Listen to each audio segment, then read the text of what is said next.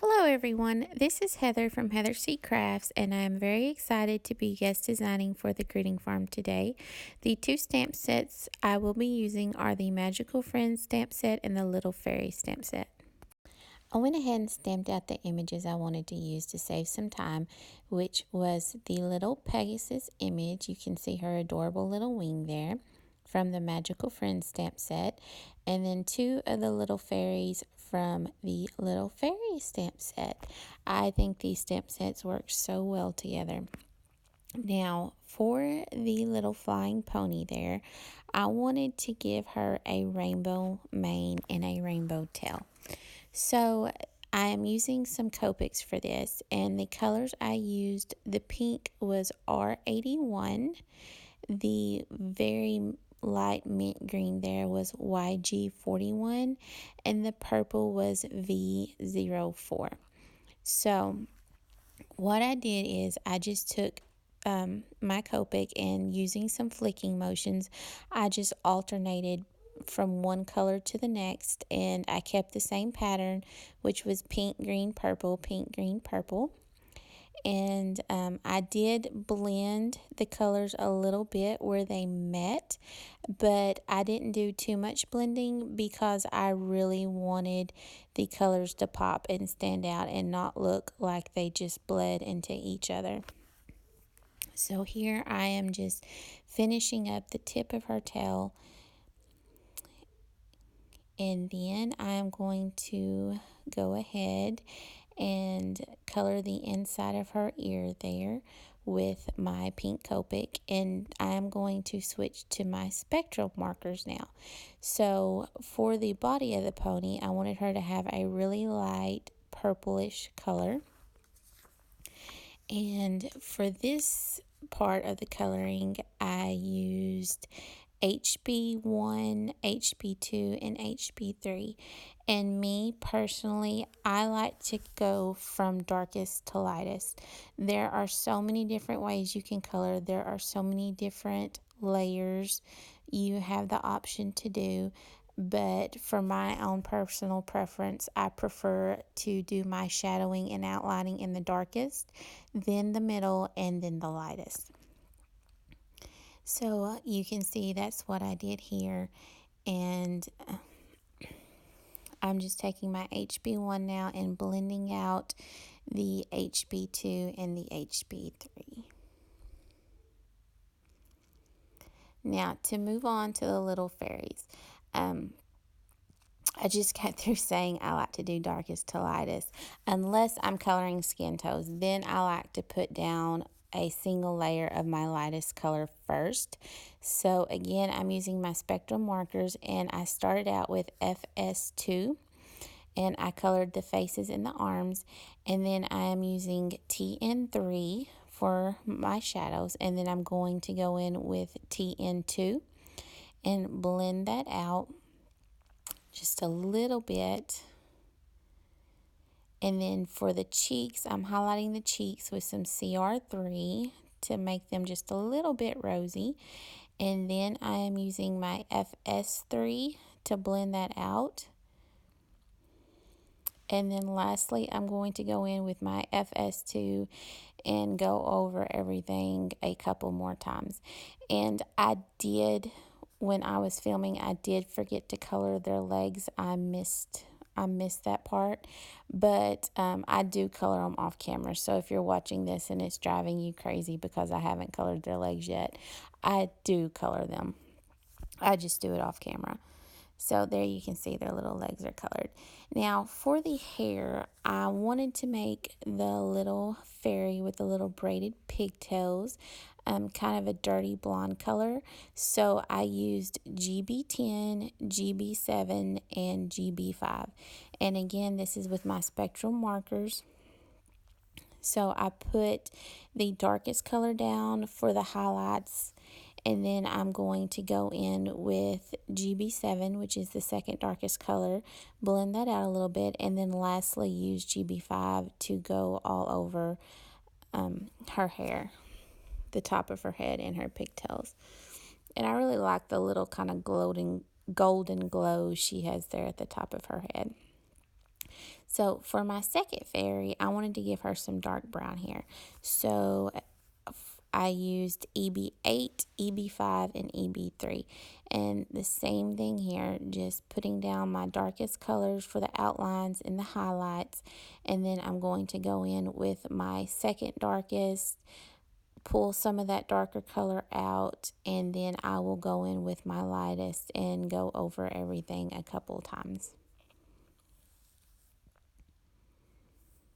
And I do really like the highlight at the top of her head, the lightest color gave.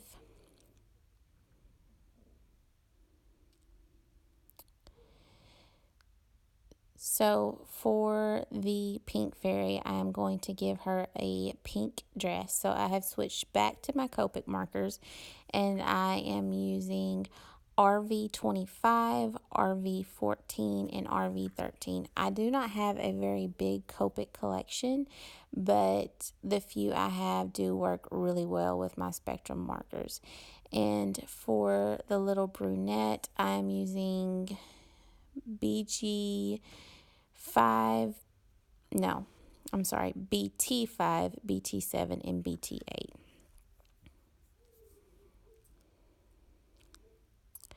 And then lastly, I'm going to go in with IB1 and just highlight their wings to give their wings just a little bit more definition than being just dark white. Now off camera, I'm going to fussy cut these. And now I'm going to work on my background panel. So I have put down a towel because this is really messy and I didn't want to get my workspace messy. And I have here a piece of plastic. This is just the packaging. Some stickers came in. And I'm going to take my distress inks.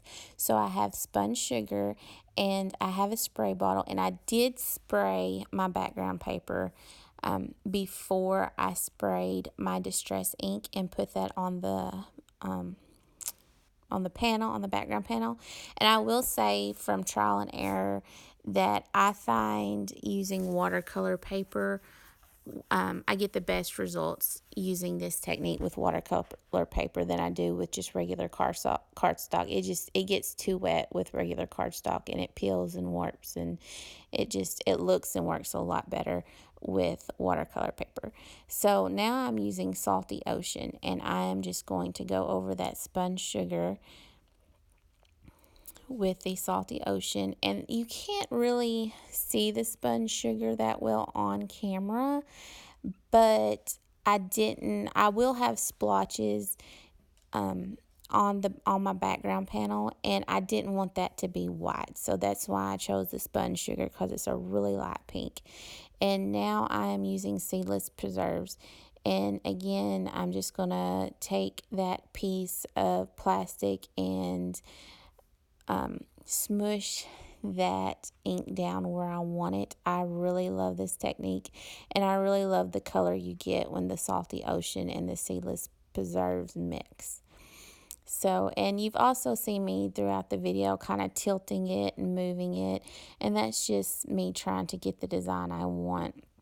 And then I also take the towel and I just kind of blot up the excess ink. So I was really happy with how the background turned out. So I did trim that down a little bit.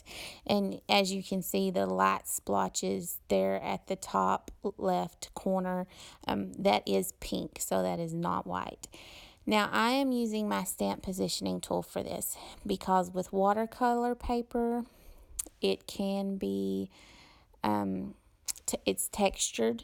So sometimes I have to stamp more than once to get the image, to get a clear, crisp image. So that's why I chose this. So I'm using Have a Very Nice Day, which is from the Little Fairy stamp set. And I do stamp this twice. And I'm stamping this with VersaFine ink because I'm going to heat emboss it with clear embossing powder.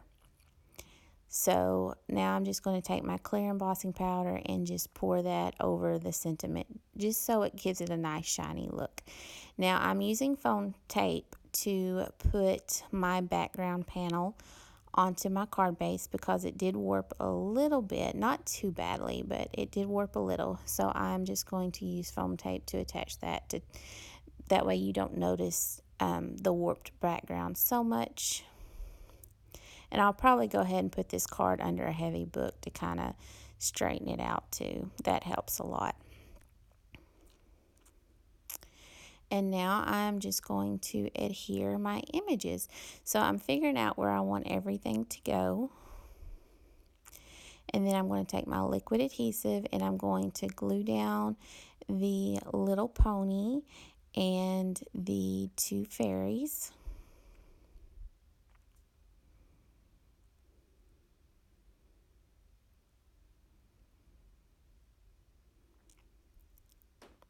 Next, I am going to take a glitter pen and I'm going to add some glitter to the mane and tail of the pony and to the wings and outfits of the fairies, just so that they have a really nice sparkle.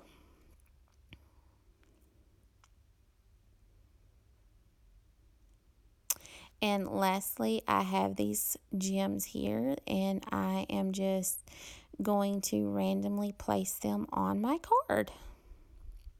And here in a minute, I will shine a flashlight on the card so you can really see that sparkle. Right there, you can really see the sparkle. And that is my card for today. Thank you so much for watching. Bye.